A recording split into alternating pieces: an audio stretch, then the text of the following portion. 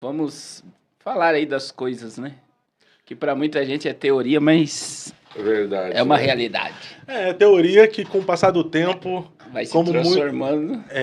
o Enéas foi chamado de louco, né? E hoje nós É um herói. descobrimos que É os loucos, na verdade. verdade, éramos nós, né?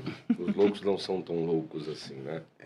E o cenário brasileiro, hoje especificamente, essa semana, e acredito que esse mês, e até as eleições de 2026, mostra realmente que nós precisávamos de um Enéas na política brasileira no passado. Talvez, se nós, os meus pais, os brasileiros, tivessem colocado o doutor Enéas na política, hoje o Brasil estava direcionado para um país aí de primeiro mundo, não é? Verdade. E sabe, Jesus ele foi tido, né, como um dos participantes de Beelzebul. Você vê que o povo é assim, as pessoas não acreditam naquilo que fala. Até Jesus sofreu isso, né? Essas afrontas. E às vezes a gente fala coisas que eu sei que foge da realidade de algumas pessoas, mas não necessariamente que aquilo também seja uma mentira. É que muitas vezes as pessoas não estudaram, elas não foram pesquisar. E também a gente às vezes nem tem coisas que a gente fala a nível científico, ou abordagens, igual o pastor Cardoso faz muitas abordagens aqui, e tem coisas de mundo espiritual que nem dá para falar para as pessoas, porque as pessoas não vão entender. Então é muito complicado. E a gente fala algumas coisas aí já descem a lenha. Imagina se entrasse mais aprofundado em algumas coisas do mundo espiritual. Porque hoje também, até a gente fala da política que é polarizada, mas até o corpo de Cristo, no sentido de igrejas, é polarizado. Cada um pensa de um jeito, cada um. Claro, até uma moça veio falar comigo essa semana, achei interessante. Ela falou, pastor, ó, eu tenho divergências teológicas do Senhor, mas isso não significa que a gente seja inimigos. Eu falei assim, não, é verdade. Às vezes no casamento você nunca brigou com a sua esposa, nunca discutiu ideias, e no entanto você ama, você tá ali junto. E a gente tem que aprender isso daí, as pessoas têm que ter essa compreensão. Hoje o Brasil ele está enfrentando isso, esse mundo polarizado, e fica essa guerra, né? Até no cenário político também. Mas não é uma guerra natural Não, apenas, né? Não é uma guerra ideológica. É também não, uma batalha espiritual na política, né, sei, pastor? existe. Eu acho que a política é mais. Primeiro que a gente precisa deixar bem claro que política e religião sempre andou juntos. Então, desde Gênesis 11, na realidade, toda a mística religiosa do mundo começou em Babel, né? E ali existia astrologia, numerologia, cartomancia, signos, zodíaco, tudo estava ali em Babel. E quando Deus espalhou, foi ramificado sobre a terra. Então, veja bem, era um político que era Nimrod e a religião estava ligada. Quando a gente vem estudando toda a história, né, porque as pessoas querem tirar, dizer, igreja e religião não se misturam, é igual óleo e água, né? O pessoal fala muito isso. Verdade. Mas quando a gente vem, vamos já para o tempo do cristianismo, o Império Romano em 313, Constantino se utilizou da cristandade para perpetuar o Império Romano. A reforma protestante teve políticos que se utilizaram de Lutero para se desvincular do Império Romano. Então, veja, no meio do nosso meio, né, protestante, também sempre teve muita ligação com religião. Você vê, por exemplo, o governo americano, você vai ver que os conselheiros dos presidentes americanos, o Billy Graham acompanhou vários. E a igreja sempre presente. Então, a gente não pode desvincular política de religião. Agora, uma coisa eu tenho deixado claro, que era bom que todos entendessem, que a igreja está acima de política. A igreja está sentada com Cristo nas regiões celestiais e ela manifesta o reino de Deus sobre a terra. Então, a igreja não depende de política para existir. Ela subsiste sem apoio político nenhum. Porque Jesus estabeleceu um reino que é a igreja e as portas do inferno não prevalecerão contra ela. Só que hoje, no Brasil, eu acredito que até pelo que aconteceu nas eleições, a abertura religiosa, confiando totalmente que um homem iria salvar uma nação, Deus mostrou que não era bem por aí. Eu acho que não houve discernimento espiritual sobre as coisas que estavam acontecendo e iriam acontecer. E a prova é para onde nós estamos caminhando agora. Não sei se o pastor Zaide tem essa... Não, é verdade. Assim, o senhor falou de Constantino, é interessante, porque até então existia muita perseguição religiosa.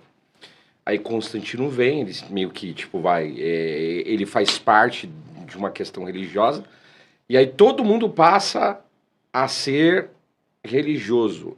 Começou a ter a misturação, a miscigenação, que é o que tem um pouco hoje também, tem muito, né, isso daí. Agora, essa questão, igual o senhor falou, teve muita idolatria em relação ao ex-presidente. E Deus falou, eu posso falar aqui, Sim. as claras, o Senhor falou que a igreja, ele não venceu por causa da igreja. Bolsonaro não venceu as eleições por causa da igreja. Porque Deus quer refinar a igreja precisa ser refinada. É como a gente está falando, hoje o povo... Foi feita uma pesquisa, pastor, o povo ora 5 minutos por dia, isso é uma vergonha para o evangelho. As pessoas hoje, elas são superficiais no evangelho.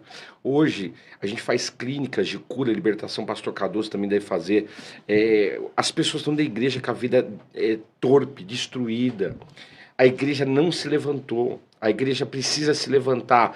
Como, pastor? Com partidarismo político? Não.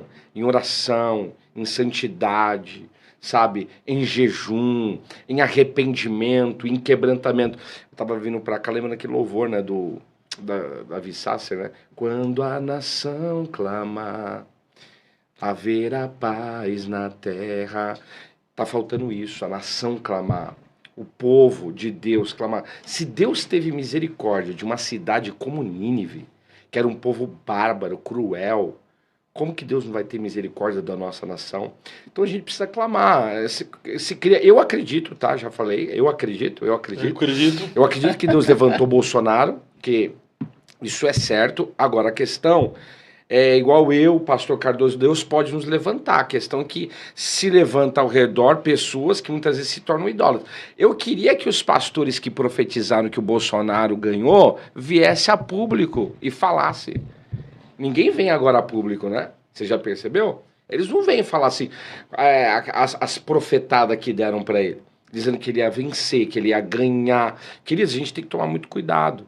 Agora, é certo que há uma batalha espiritual na nação brasileira. Hoje a nação brasileira enfrenta uma batalha espiritual.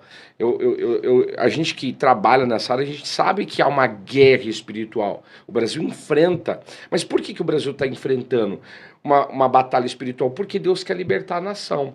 É um padrão bíblico. Quando Deus liberou uma palavra através de Moisés, que ele ia libertar o povo hebreu da terra do Egito, o que Faraó fez? Ele quis colocar jugo dobrado. As pessoas têm que entender, a gente está numa batalha, o faraó quer colocar jugo dobrado, mas existe um decreto de libertação para a nossa geração, para a nossa nação brasileira. Agora, cabe a nós o quê? Não desistir dessa libertação nacional, de buscar a Deus, de clamar pela presença de Deus. Porque olha só, olha o povo hebreu como eles estavam no Egito, eles eram escravos. E era povo de Deus, adoradores, mas estavam lá, escravos. Mas Deus levantou uma pessoa para ajudar. Agora, o que acontece no Brasil é diferente, né? Tudo o povo idólatra, o povo misturou, igual o pastor falou, tem a questão, a gente sabe, igreja, política. Só que o problema é que misturaram muito isso daí. Muito político dentro das igrejas, nos palcos, né? Nos altares da igreja. Começou a ter muito isso daí. E a gente sabe que também tem questões de corrupção, a gente precisa tomar muito cuidado. Tem a questão da idolatria também ao Bolsonaro. Vocês vão de concordar que o Bolsonaro ele foi usado por Deus para despertar uma geração para a política. Existiam muitas pessoas totalmente apolíticas, que não se envolvia, que não queria se mover politicamente. Bolsonaro veio e parece que ele abriu os olhos de muitas pessoas. Até então, muita gente não sabia quem eram os ministros do STF, não sabia os ministros que compunham o governo. Após Bolsonaro, todo mundo está sabendo o nome dos ministros do STF, sabe Sim. sobre os 3 poderes. Então, essa geração no Brasil se despertou para a política por causa do Bolsonaro.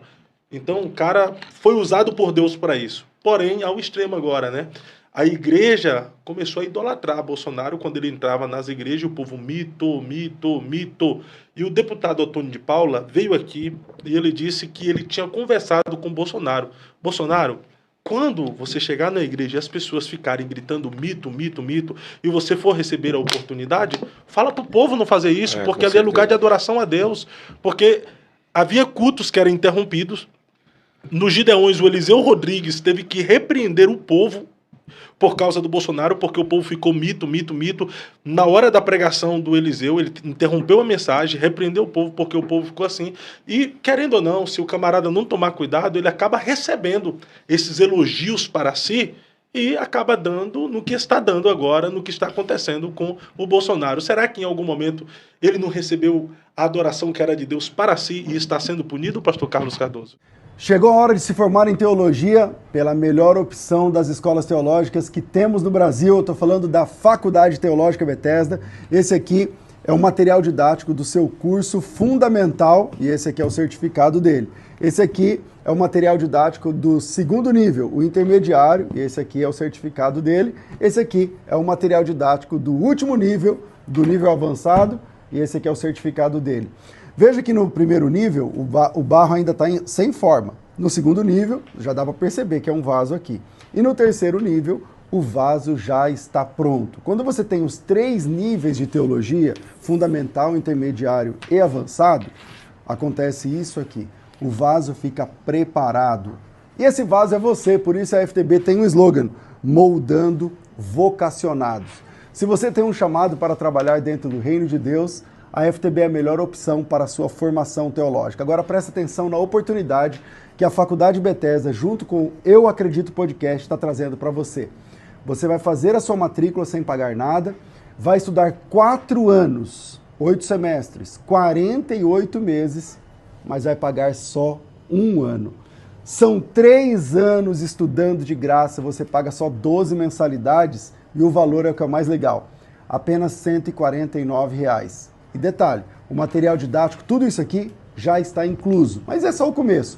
Tem videoaula, tem mentoria teológica todos os meses ao vivo comigo, tem tutoria teológica todos os meses ao vivo com o professor, tem material didático, como eu disse, incluso, e ainda você tem acesso a audiobook. Você clica no play e escuta tudo que está escrito aqui através da tecnologia lá na plataforma da FTB. Para se inscrever, é só clicar no link na descrição desse vídeo e concluir a sua inscrição. Estou esperando você.